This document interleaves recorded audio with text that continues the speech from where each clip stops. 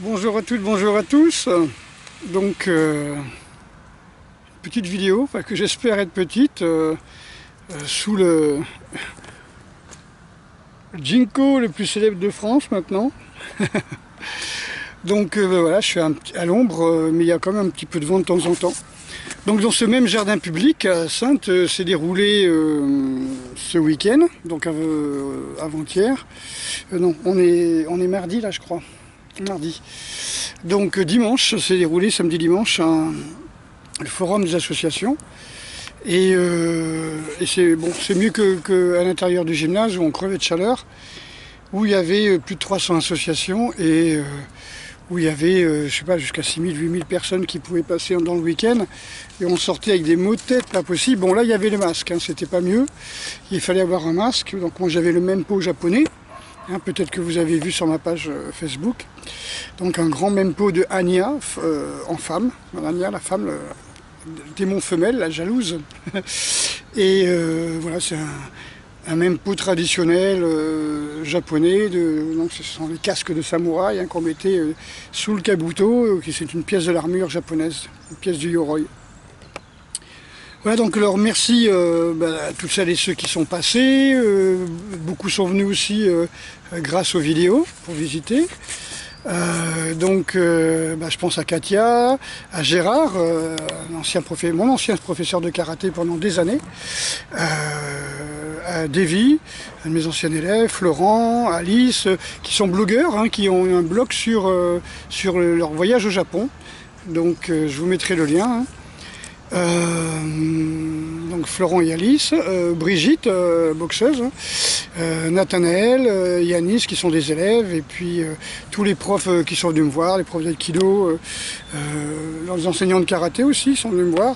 D'ailleurs je suis tombé sur deux enseignants de karaté, d'ailleurs, des anciennes enseignants de karaté, un de Paris et un de la région, et ils m'ont montré, enfin ils m'ont compter, on va dire, j'essaie de cacher le vent, de compter à quel point ils avaient été déçus par leur fédération. Donc des magouilles, c'est des fédérations qui écrasaient les petits clubs.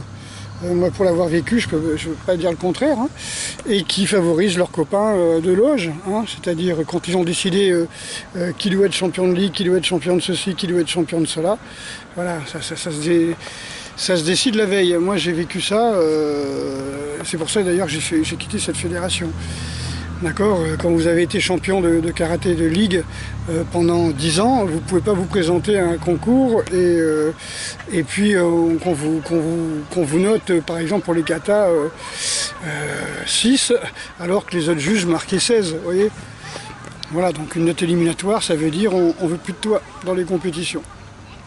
Kata et combat, je parlais, hein, moi j'ai fait les deux. C'était les toutes premières compétitions de kata d'ailleurs. Voilà, donc très très bonne discussion sur le Japon, sur la tradition martiale, sur l'histoire démystifiée aussi. Hein, donc c'est des gens qui sont allés au Japon, qui ont vu. Hein, et pour les professeurs de karaté, quand ils ont reçu des professeurs d'Okinawa, là ça a été la révélation. Ben oui, le karaté est à Okinawa. Okinawa Kempo Karate Jutsu, ça veut dire technique de boxe chinoise d'Okinawa. Après ça a été japonisé, sportivisé, occidentalisé, fédéralisé, ça a été bien vendu par la mafia quoi, japonaise. Voilà. Ok, donc il y a des fédérations comme ça qui veulent tout contrôler, qui disent on va contrôler tous les arts martiaux, qui ont des copains ministres hein, qui sont partis de la même loge et qui essaient de choper toutes les comment on appelle ça, toutes les disciplines. Hein. Mais bon, ils font ce qu'ils veulent. Donc tous ceux qui sont penseurs, créatifs, qui étudient l'histoire, qui sont forcément pas d'accord avec eux, eh bien ils les virent. Voilà. Donc c'était pour l'introduction, hein, donc merci à toutes celles et tous ceux qui sont venus nous voir. Maintenant, pour la situation actuelle, on va dire, on va le mettre comme ça, Covid, eh ben franchement, alors, le truc c'est, je sais pas comment les autres pays nous voient. Hein, franchement, je ne sais pas du tout comment ils peuvent nous percevoir. un petit peu comme les élèves juristes ou même les épidémiologistes, on a compris, mais on leur demande de se taire. Donc comment ces gens-là peuvent ressentir ce qui se passe en France, je sais pas, avoir une idée sur ce qui se passe en France. Alors je vous explique, hein, vous le savez. Hein. Donc le gouvernement promulgue la prolongation de ce climat délétère de paranoïa et de suspicion, alors qu'il n'y a plus de morts. Hein, on vous dit que les morts tombent, et puis on vous montre des courbes qui montent de cas, des cas Covid. En fin de compte, c'est simplement des gens qui ont été testés positifs avec un test ultra sensible et qui grossit énormément. C'est comme si vous allez chercher des grains de sable sur une plage, quoi. Je veux dire, vous êtes sûr de l'avoir, quoi. Donc quelque part, il y a une grosse mystification. Faut vendre les masques, faut vendre les tests. Voilà, c'est avec notre pognon de toute façon, à chaque fois. Donc tout ça, hein, j'ai entendu des juristes discuter entre eux là, dans des vidéos, et ils disent bien que c'est anticonstitutionnel. On ne peut pas dire c'est illégal, puisqu'ils votent les lois comme ça direct, ils travaillent par arrêté. Vous voyez, ils votent des décrets et des arrêtés qui sont contre les lois. Alors, on va dire, donc c'est toujours illégal, c'est illégitime en tout cas, et c'est anticonstitutionnel. La Constitution, disons que votre corps vous appartient, qu'on n'a pas le droit de vous humilier, qu'on n'a pas le droit de vous bloquer, par exemple, les voies respiratoires. Ça, c'est de l'étouffement. Hein, je veux dire, on ne peut pas vous obliger à prendre des vaccins, on ne peut pas vous obliger à manger un médicament, à absorber un médicament. Tout ça, c'est complètement, hein, le code de Nuremberg, hein, c'est totalement illégal. Voilà, donc c'est très dangereux pour la santé, hein, par exemple, de continuer avec cette histoire de masque. Hein. Donc, on s'est aperçu que chez les sportifs, il y avait de plus en plus de cas de... Je ne l'ai pas marqué là. Enfin, ils ont des problèmes pulmonaires, je vous le dirai tout à l'heure. C'est des tuberculoses, voilà. Donc ils ont des cas de tuberculose, tout simplement quand ils courent en soufflant et en inspirant aussitôt les toxines que leurs poumons rejettent, c'est clair que c'est pas gratuit. Hein. Forcément, ça va avaler des champignons, avaler des toxines, avaler tout ce que le corps balance. C'est comme manger son caca. Et il y a du vent là. Et en fin de compte, forcément, il y en a qui vont être malades. Hein. Donc il y en a qui ont de plus en plus de... Enfin, on avait vu une alerte des pneumologues, hein, des pneumologues qui expliquaient un petit peu la dangerosité de tout ça. Et alors le principe c'est simple, hein, c'est que le bacille de Koch, lui, qui est responsable de la tuberculose, il est... c'est un bacille anaérobie, ça veut dire qu'il meurt en présence d'oxygène. Donc si vous êtes constamment en hypoxie, et si vous manquez d'oxygène, voilà, c'est la porte ouverte à tous les bacilles qui vivent en absence d'oxygène. Voilà, enfin c'est un petit détail.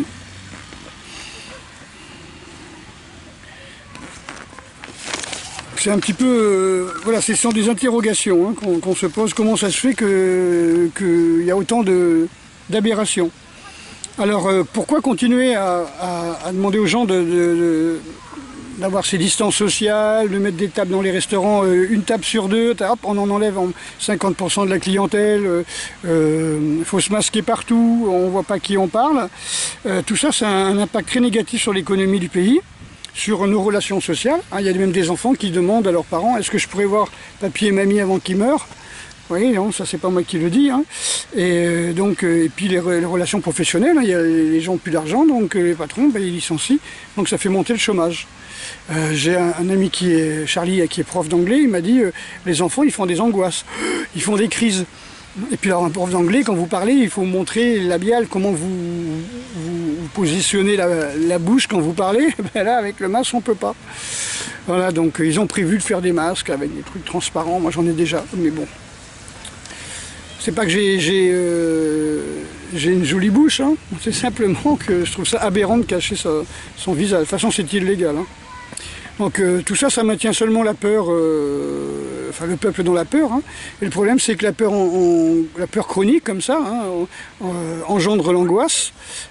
L'angoisse, pareil, hein, l'angoisse permanente. Hein, vous réveillez, vous ne savez plus pourquoi, vous étouffez, vous faites de l'apnée, vous allez au boulot, mais ça vous emmerde, vous allez dans la rue faire les courses, par exemple dans les magasins, il faut mettre le masque et tout. En Paris, c'est 100% du territoire, il faut mettre des masques, mais ils s'en foutent, quoi. Ils vont tuer tous les gens. Donc ça crée des hystéries, hein, des crises d'hystérie bien sûr, hein, crise d'angoisse, crise d'hystérie et la violence, hein, qui est un exutoire, hein, donc la frustration, et puis là il y a une augmentation du suicide qui est énorme. Hein. Je crois qu'on en est à 150 000 suicides, un truc comme ça, c'est le chiffre de l'année qu'on a eu en 7 mois, quoi. Enfin. Donc toutes ces privations de liberté sont anticonstitutionnels. Voilà, c'est illégitime, voire naturellement, logiquement illicite. Hein. Alors, comme disaient les juristes, on a rarement vu des gens reprendre des libertés qu'on leur avait enlevées. Ça fait peur quand même, hein, quand vous imaginez. Hop là, je me change. Voilà, donc ça veut dire qu'on a rarement vu des gens à qui on avait supprimé un droit et qu'on disait, bon maintenant, ok, on vous le redonne. Quand l'État il voit que ça marche et que ça rapporte du pognon avec les amendes, eh ben, il va pas, hein, c'est comme l'histoire de ces vignettes là pour les vieux, et puis en fin de compte ça a duré je sais pas combien d'années.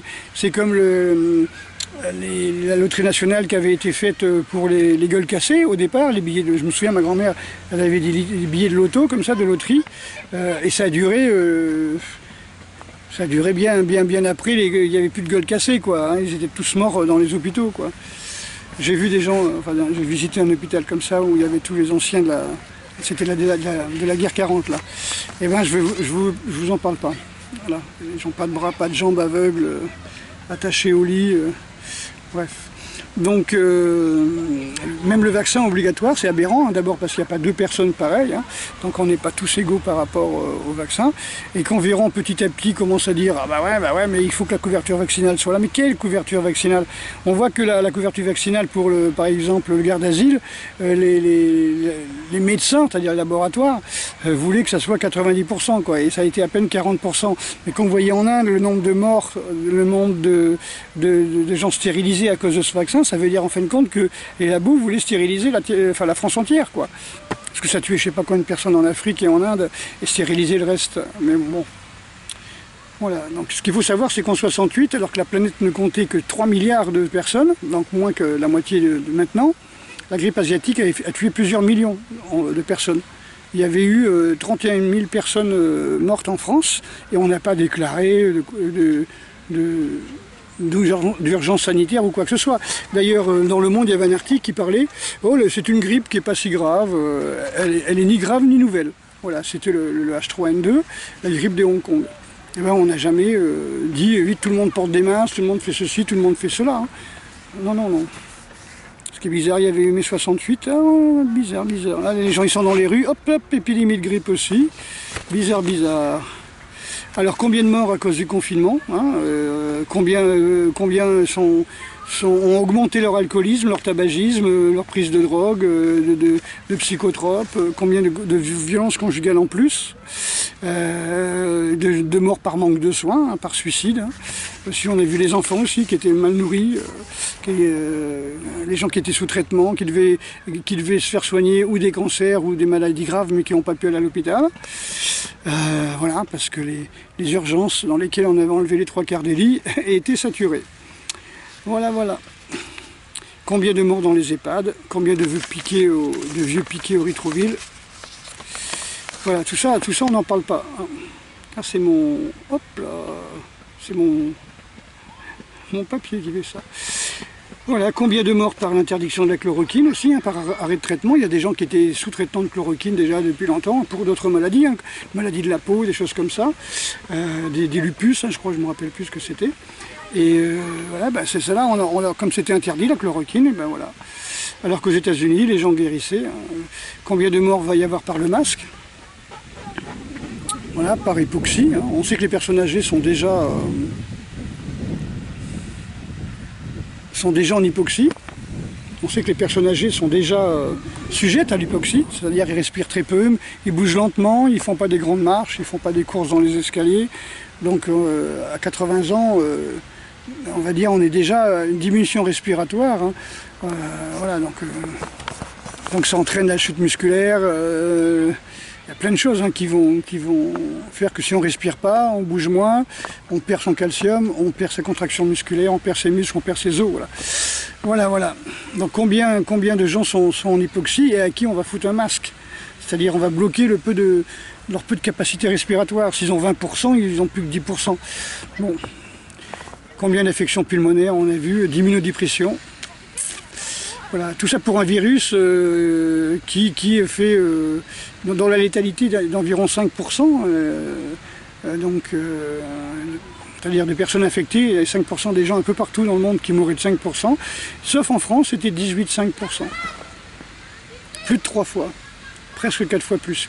Pourquoi en France il y a 4 fois plus de morts hein?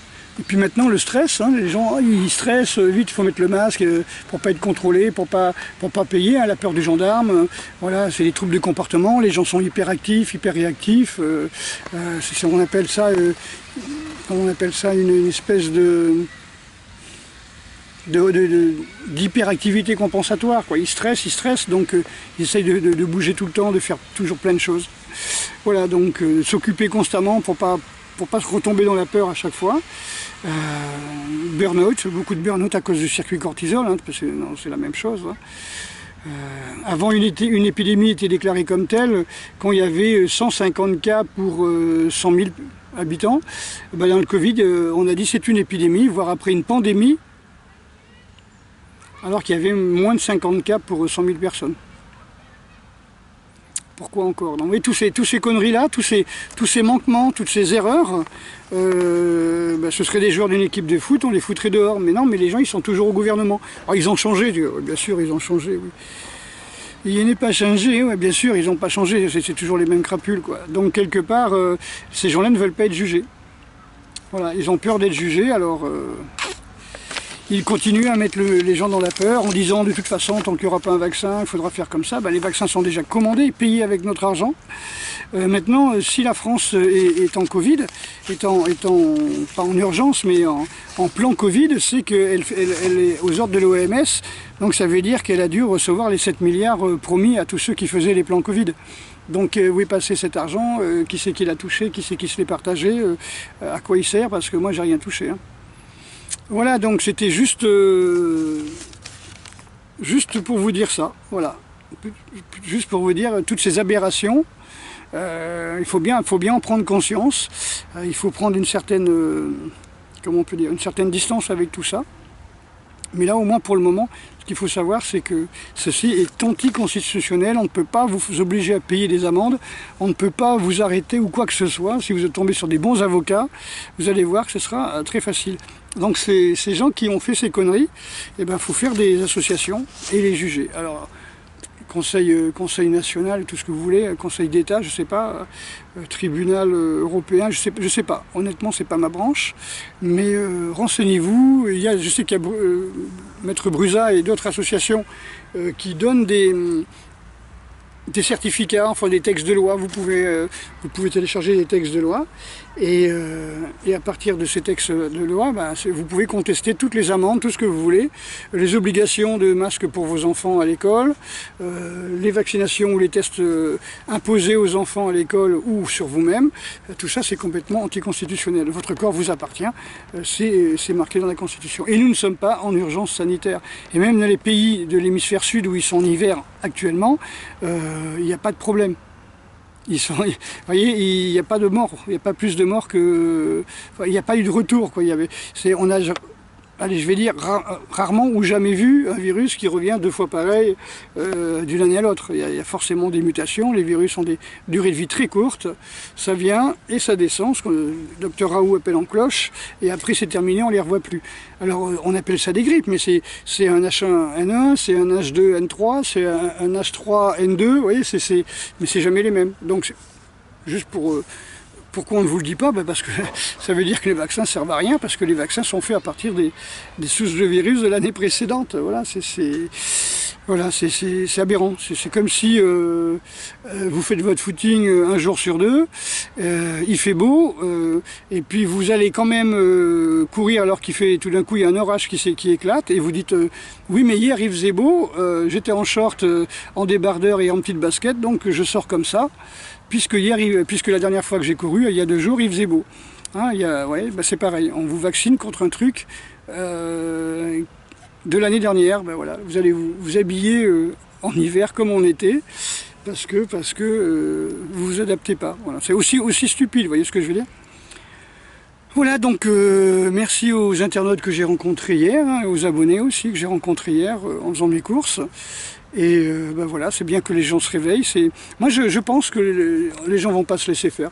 Voilà, c'est un petit peu mon ressenti. C'est vrai qu'il y a beaucoup de gens qui pensent qu'il va y avoir un vaccin. Tous les fonctionnaires, je pense, ils ont envie de garder leur place. Ils ont envie enfin, ils rêvent, ils pensent qu'ils sont à l'abri. Voilà. Mais sauf que quand il y aura un vaccin, on va obliger tous les fonctionnaires à se vacciner. Donc la police, les gens qui bossent dans les mairies, les gens qui travaillent pour les mairies. La gendarmerie, l'armée, tout ça, je suis pas certain que tout le monde soit d'accord, surtout que, d'après ce que j'ai compris, les labos ont obtenu l'immunité totale sur les accidents suite à ce vaccin. Donc si c'est un vaccin, il faut 3-4 ans pour minimum pour le mettre au point, une bonne trentaine d'années pour être sûr qu'il n'est pas enfin, pour avoir un retour, vous voyez, c'est ce que je veux dire. Il y a beaucoup, vous avez des vaccins qui ont été supprimés parce qu'on savait, par exemple, quand vous prenez, je sais pas moi, quel vaccin oral, je sais pas si c'est la variole ou je sais pas trop quoi, qu'on prenait et puis ça foutait la maladie à tout le monde, vous voyez. Donc, de toute façon, voilà, vous savez ce que je pense de la vaccination, et surtout quand elle est obligatoire. Voilà, donc on glisse tranquillement dans un état fasciste, hein, tout simplement. Hein, alors que ça soit dictatorial, soviétique ou nazi, j'en ai rien à foutre. Je ne suis pas là pour montrer qui a été le plus méchant pendant la dernière guerre. Je dis simplement qu'on est dans un état complètement dictatorial et que on est pratiquement tous dans le déni en disant non, c'est pas vrai, ils vont quand même pas supprimer la monnaie, ils vont quand même pas diviser l'argent par deux, ils font les lois, ils font l'argent, ils font les billets, et s'ils décident qu'il n'y a plus de billets, il n'y aura plus de billets. Et si vous voulez continuer à payer avec des billets, eh bien vous allez vous retrouver complètement isolé et vous ne pourrez plus rien acheter parce que plus personne acceptera les billets parce qu'on va vous dire ah les billets c'est caca. Voilà. Et par exemple, j'ai vu quelqu'un qui m'a dit je suis allé à la poste, j'ai déposé, je crois que c'était 100 €, un truc comme ça, ou 150 €, et la postière lui a demandé mais d'où ça vient? Il faut justifier d'où vient cet argent. Par exemple, nous c'est pas notre cas, mais vous prenez par exemple une société ou une association qui a une caisse en liquide, pour payer ce qu'on appelle les faux frais. Les gens qui viennent, qui vous réparent un truc, qui vous fassent une installation, ou une promotion dans un magasin, des choses comme ça. Donc si vous avez une caisse noire, ce qu'on appelle une caisse noire, et que vous voulez à ce moment-là redéposer 400-500 €, on va vous demander mais d'où ça vient hein. Vous voyez, non mais moi ça me fait marrer quoi. Voilà, donc je trouve ça un petit peu bizarre.